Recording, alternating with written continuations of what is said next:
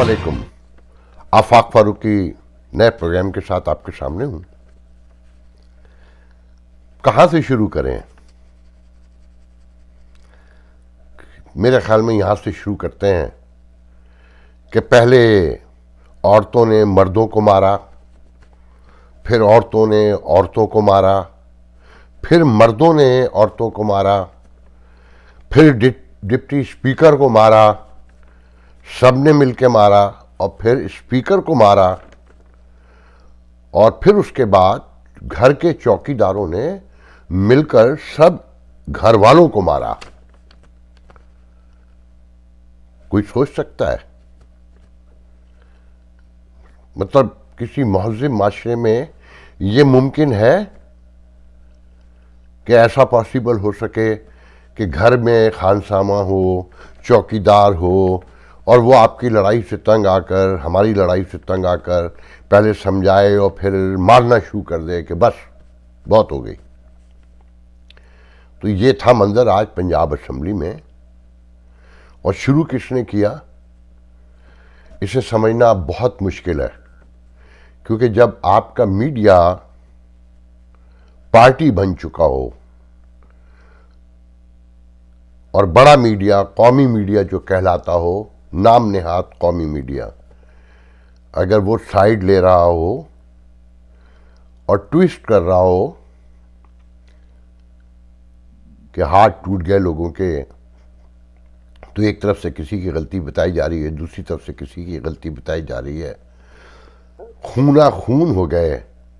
एक कह रहा है कि गुजरात से गुंडे मंगवाए गए हैं, जो इश्तहारी हैं, जो जेलों में बंद थे, तो जवाब में कहा जाता है कि ग्वाल मंडी से बदमाश आए थे। फिर बाइकाट कर जाते हैं, और नंबर से साबित हो गया कि बदमाशी किसने की होगी। 197 वोट लेता है वो हमजा, जिसे रोकने की कोशिश सब कर रहे थे। आप सब जानते हैं कि मैं हमजा को पसंद नहीं करता सियासी तौर पे, मुझे भी ये ख़ानदानी जमहूरियत अच्छी नहीं लगती, मगर इसे निकालने के, भगाने के तरीक़े हैं कि इस जमहूरियत को कंटिन्यू किया जाए, आइन की पासदारी की जाए, कानून की बालादस्ती पर यकीन रखा जाए, और शऊर को बढ़ाया जाए। शऊर ऐसे नहीं बढ़ेगा कि अब पीटीआई के अपने लोग कह रहे हैं सोशल मीडिया के कि ये ऑनलाइन पार्टी है, और ये लोगों की पगड़ियाँ उछालने के लिए दर्जनों सैकड़ों गिरोह हैं, जो यूके से बरतानिया, बरतानिया से पाकिस्तान तक के नईम उल हक मरहूम का अपना गिरोह था, जहांगीर तरीन का अपना गिरोह था, सरवर गवर्नर का अपना गिरोह था, फैसल जावेद का अपना गिरोह था, और एक लंबी तवील दास्तान है। और कैसे ट्रेंड बनाकर दिए जाते थे, और जब किसी को बड़ी गाली दी जाती थी तो ऑफिशियल साइट पे नहीं लगाया जाता था और दूर कर लिया जाता था। आप यकीन करें, एमक्यूएम गुजरी हुई एमक्यूएम और पीटीआई में ये तय करना मुश्किल है कि इनमें से कौन ज़्यादा ख़तरनाक है। कि एमक्यूएम क्या करती थी कि जो लड़के वारदात करते थे उनके इस्तीफ़े, उनको बरतरफी के सर्टिफिकेट पहले से तैयार होते थे, कि जब वो पकड़े जाते थे तो दिखा दिया जाता था कि ये हम, इनसे हमारा कोई ताल्लुक़ नहीं, इनको निकाले हुए इतना अरसा हो गया। और उनको भी एक ही नारा था कि मंजिल नहीं, रहनुमा चाहिए। फिर आपने देखा कि क्या अंजाम हुआ। आज पीटीआई के अहले यूथ को भी मंजिल नहीं, इमरान चाहिए, और उसके लिए वो सब कुछ कर गुजरने को तैयार है। मैं बार बार रिपीट करूंगा कि ये पीपल्स पार्टी, मुस्लिम लीग नून, और जो मौजूद पहले से एक घुटनज़दा सियासी माहौल था, ये उसकी पैदावार है। एमक्यूएम भी नाइंसाफ़ियों की कोख से पैदा हुई थी और मुतशद्दिद थी। जब ऐसी पार्टियां पैदा होने लगीं तो समझ लें कि रियासत ड्रून कर रही है। मौजूद ज़रा निज़ाम को देखें, अपने हालात को देखें कि मईशत बिल्कुल किनारे लग चुकी है, कि कल शब्बर जदी جو عمران خان کے لائے ہوئے ایف بی آر کے چیئرمین تھے، انہوں نے ٹویٹ کیا ہے کہ ہم جیسے فواد چودھری کہہ رہے ہیں نا کہ ہم خانہ جنگی سے چند انچ دور ہیں، تو شبر جدی کہتے ہیں کہ ہم دیوالیہ ہونے سے چند قدم دور ہیں۔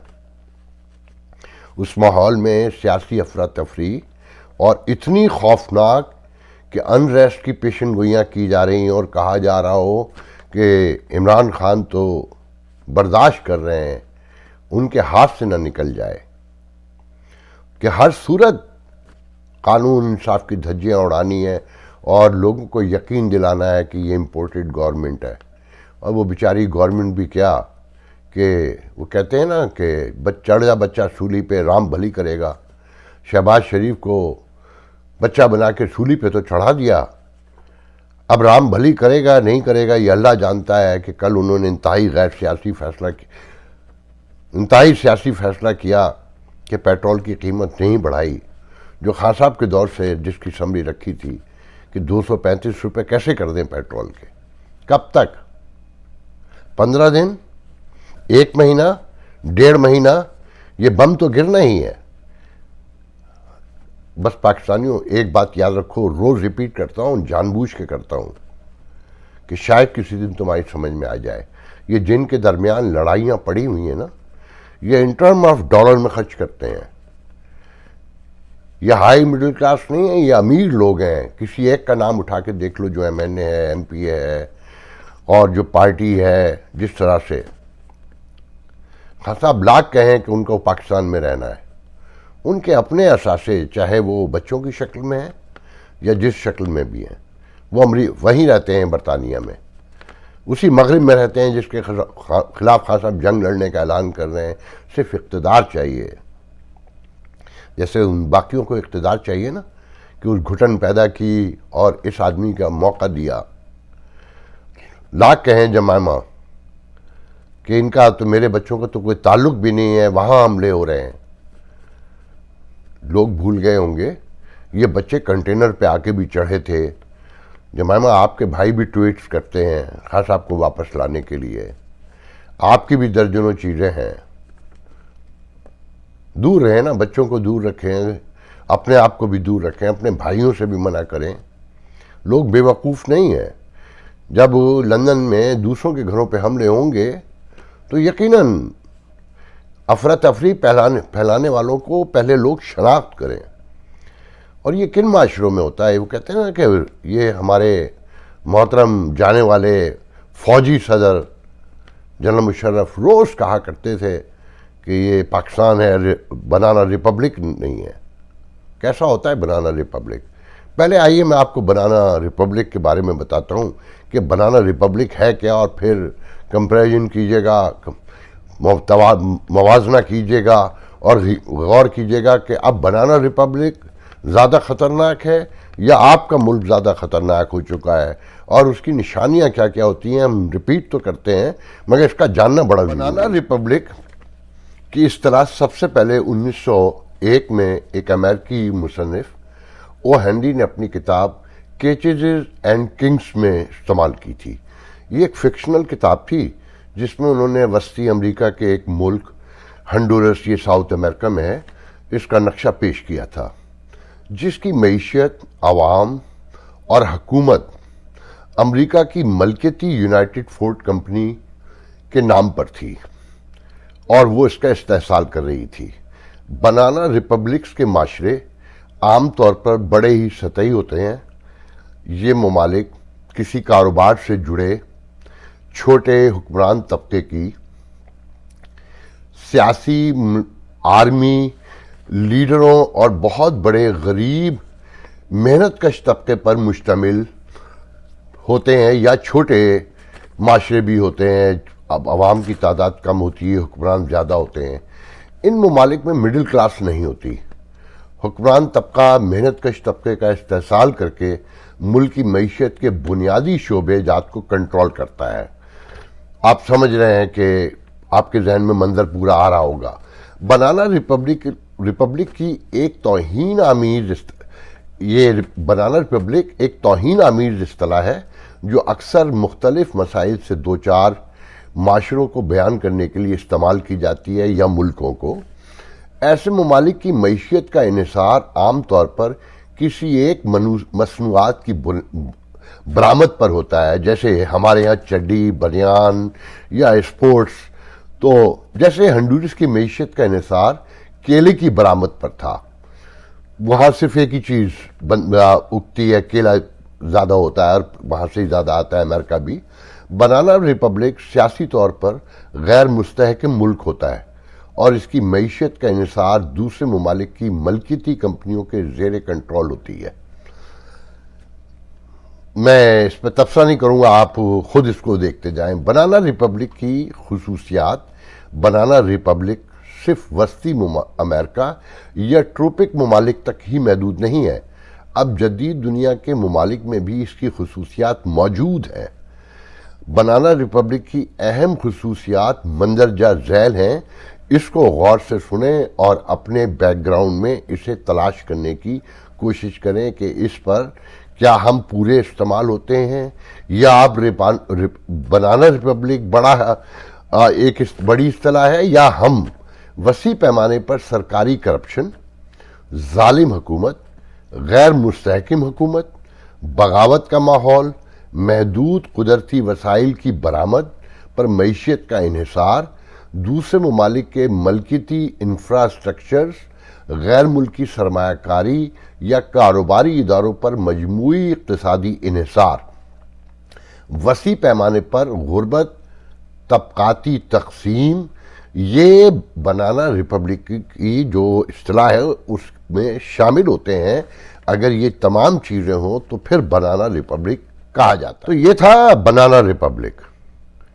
آپ ذرا غور کریں کہ چڈی بنیان کے علاوہ تو آپ بھی کچھ نہیں بیچتے نا، وہی ظالم حکومتیں ہیں، وہی اشرافیہ ہے، وہی کنٹرول ہے دنیا کا، سب کچھ ویسا ہی ہے نا۔ تو آپ بنانا ریپبلک سے کہیں اوپر جا چکے ہیں۔ وہ چھوٹا سا معاشرہ ہے ہنڈورس جس کی مثال دی گئی، یا اور جہاں جہاں یہ سب کچھ ہے، بہت چھوٹے سے سماج ہیں وہ۔ آپ بہت بڑا سماج ہے، 22 کروڑ کا، وہ بھی غلط فگر ہے، اگر صحیح مردم شماری ہو تو آپ 25 کروڑ سے کہیں اوپر ہیں۔ اور آپ کے حالات یہ ہیں کہ نہ کھانے کو روٹی ہے، دیوالیہ کے قریب ہیں، اور لڑائی بڑھ رہی ہے کم ہونے کے بجائے، بڑھ رہی ہے نا۔ تو جس گھر میں لڑائی بڑھتی ہے، ایک تو ہماری اماں کہتی تھی وہاں فرشتے نہیں آتے برکت لے کر، اللہ کا پیغام لے کر کوئی فرشتہ نہیں آتا پھر وہاں، اور پھر کام دھندہ سب ختم ہو جاتا ہے۔ تو غور کریں کہ آپ کے حالات کیا ہو چکے ہیں۔ پھر دہشت گردی کہ آپ کی سرحد پر افغانستان سے 7 جوان پرسوں مارے گئے، اور ابھی ایک بلوچ لڑکی نے جو بہت پڑھی لکھی ہے، لائر ہے، اور جس لہجے میں اس نے ڈسکرپشن لکھی ہے کہ جو سینٹ کا چیئرمین ہے، اس کے محلے میں کہنا چاہیے کہ بلوچوں کی لاشیں نکلی ہیں۔ پھر روز وہ خاتون بتا رہی تھی، پھر میں نے ان سے پوچھا کہ ہر 10-15 دن کے بعد یہ لاشیں برآمد ہوتی ہیں، یہ عذاب سہ نہیں پائیں گے، آپ کی بد دعائیں سہ نہیں پائیں گے۔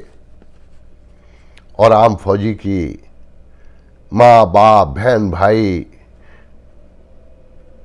ان کی آہیں، اور پھر بیواؤں کی جن کے چھوٹے چھوٹے بچے ہیں، لوگ وطن کی حفاظت کے لیے جاتے ہیں، وہ اپنے اندرونی دشمن سے لڑنے کے لیے روزانہ جو ہر طرف پیدا ہو رہے ہیں، کب تک؟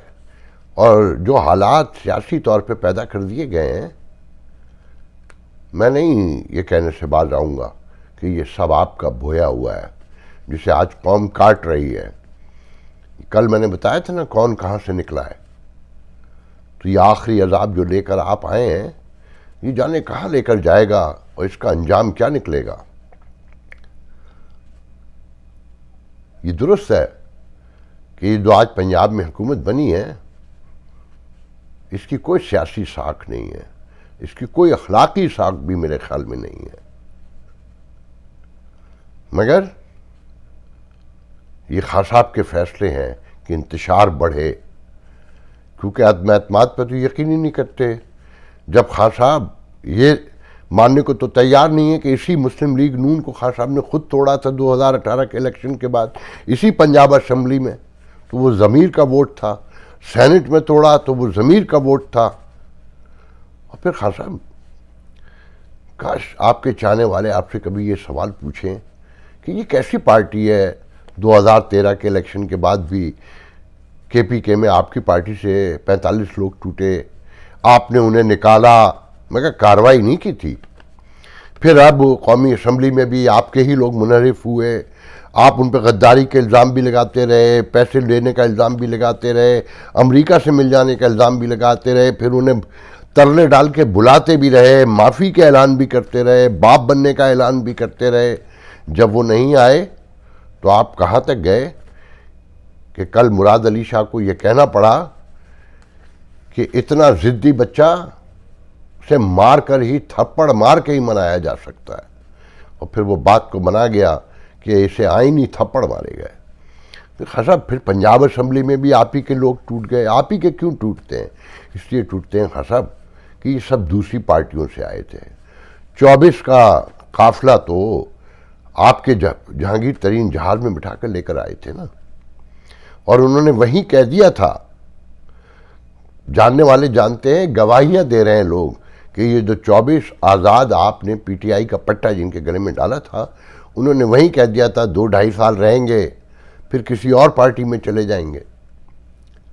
تو خان صاحب تھوڑا سوچیں، یہ ملک ہے تو آپ کی سیاست ہے، یہ ملک ہے تو آپ کا نام ہے۔ یہ ورلڈ کپ آپ نے اپنے لیے نہیں جیتا تھا، اس پاکستان کے لیے جیتا تھا۔ یہ اقتدار، یہ جو آپ کو چاہیے، یہ ملک ہے تو مل سکتا ہے۔ اتنی جلدی کیا ہے؟ آپ دھرنے دیں 126 دن اور کہیں کہ بس امپائر کی انگلی اٹھنے والی ہے، آپ توڑ پھوڑ شروع کر دیں، آپ کہیں کہ ابھی حکومت ختم کرو۔ صاحب اینٹ کے جواب میں ہمیشہ پتھر ہی آتا ہے۔ آپ نے کوئی نرمی نہیں دکھائی، اور پھر اب تو یہ کہا جا رہا ہے کہ جس ادارے میں جا رہے ہیں جو اس کا حال ہے، تو اب کہنے والے کہتے ہیں کہ ان اداروں کا یہ حال ہے، اتنا خالی ہے کہ صرف وہاں سے ایک پرچی ملتی ہے کہ کوئی پوچھے تو کہہ دینا خان آیا تھا۔ پھر توشہ خانے کی 2 4 6 کی کہانی نہیں، اب تو سب سامنے آ گیا کہ 112 تحائف۔ آپ نے اندر ہی اندر قانون بھی بنا لیا، 50% پہ شہباز گل بے شرمی سے کہتا ہے، اور آپ نے خرید کے وہ سب بیچ دیے۔ انسانی تاریخ میں، حکمرانی کی تاریخ میں ایسا کبھی کوئی واقعہ کہیں نہیں سنا کہ حکمران خریدتے ہوں سستے داموں اپنے ہی مال خانے سے اور باہر ملکوں میں جا کے بیچ دیتے ہوں، مگر آپ ایماندار ہیں۔ حسب 2 4 10 20 نہیں، ہزاروں آنکھیں کھلی ہوئی ہیں۔ یہ جو آپ کے ساتھ ہیں غصے میں، نفرت میں، ضد میں، یہ اس خطے کی شان ہے کہ سوچے سمجھے بغیر آگے بڑھتے جانا ہے، چاہے پھر انجام کچھ ہی ہو۔ اور یہ جتنے لوگ ہیں ہائی مڈل کلاس یہ ہیں، نچلے طبقے کے تو بہت نہ ہونے کے برابر لوگ آپ کے ساتھ ہیں۔ ہاں صاحب، اگر آپ میں تھوڑی سمجھداری ہوتی، گریز سے اگر آپ چھوڑ جاتے تو آپ کا ووٹ بینک بڑھتا۔ اگر آپ ووٹ بینک بڑھ رہا ہے تو فساد ہوگا، اول تو ایسا ہو نہیں رہا۔ اگر ایسا ہوتا بھی ہے نا، پکنک ہے، جتنے چہرے آپ کے ساتھ نظر آتے ہیں وہ جس کلاس سے ہیں، وہ ریاست مدینہ والے نہیں ہیں، آپ کو بھی پتہ ہے۔ اور جو ٹرینڈ آپ چلوا رہے ہیں سوشل میڈیا پہ، جو چیزیں نظر آ رہی ہیں، خصب اس سے آپ کہیں نہیں پہنچیں گے۔ یہ ملک خطرے سے دوچار ہو جائے گا، اس کی سلامتی، بقا، اس کی وقار، اس کا عزت، ساکھ سب ختم ہونے جا رہی ہے۔ کہ یہ کیوس، یہ انارکی جو بڑھ رہی ہے نا، تو معیشت جو پہلے ختم ہو چکی ہے، ابھی اگلے 1-1.5 مہینے میں جب بم پھٹے گا 235 روپے فی لیٹر کے حساب سے، تو اندازہ ہے کہ کیا ہونے جائے گا۔ ہر چیز کو آگ لگ جائے گی، لوگ گھر سے نکلنے کے قابل نہیں رہیں گے۔ اور پھر خان صاحب پتہ ہے کیا ہوگا؟ لوگ آپ جیسے لوگوں کے گھروں پر حملے کریں گے، حملے. یاد رکھیے گا میری بات. یہ گاڑیوں والے چل نہیں سکیں گے شہر میں. کہ یہ حکومت جس کے بارے میں اس کا اپنا جو سمجھا جانے والا سابق پرنسپل سیکریٹری نواز شریف فواد حسن فواد کہتا ہے کہ یہ تو کہتے تھے کہ بڑے تجربے کار ہیں، ان کے پاس تو حکومت کا تجربہ ہے. وہ کہاں گیا وہ تجربہ اب؟ کہ اتنا بڑا سیاسی فیصلہ کر لیا، دباؤ میں آ گئے کہ 240 ارب روپے مہینے کا بوجھ اٹھائیں گے. 240 ارب روپے سمجھتے ہیں؟ 3000 ارب روپیز سالانہ. آپ 5.5 سوا 5 ہزار تو ٹوٹل ٹیکس جمع کرتے ہیں. آپ قرضوں کی قسطیں بھی دینی ہیں. اور پھر میں عام آدمی کو بتانا چاہتا ہوں کہ ریزروائر آپ کے $10 بلین کے رہ گئے ہیں. کیونکہ امپورٹ کا بل، اچھا یہ ذہن میں رکھیے گا، یہ جو فساد پھیلا رہے ہیں یہ امپورٹ بھی ان کی وجہ سے ہے. کہ ان کے کتے بھی باہر کا کھانا کھاتے ہیں، یہ چیز پنیر بھی باہر سے منگواتے ہیں، ان کا پیسٹ بھی باہر سے آتا ہے، ان کی ضروریات زندگی کی ہر چیز باہر سے آتی ہے. میں کہا بوجھ آپ پر پڑتا ہے. جتنی اکانومی نیچے جاتی جائے گی آپ عام لوگ مارے جائیں گے. ان کے لیے پیٹرول 4000 ارب روپے کا کر دیں، ان پہ کوئی فرق نہیں پڑے گا. یہ پھر بھی رہتے ہیں کیونکہ ان کے بچے تو باہر رہتے ہیں. ان میں سے کون ایک ہے یہ بتائیے جو آپ کے درمیان اپنی فیملی کے ساتھ رہتا ہو؟ وہ فوجی ہو، بیوروکریٹ، سیاستدان ہو، جج ہو.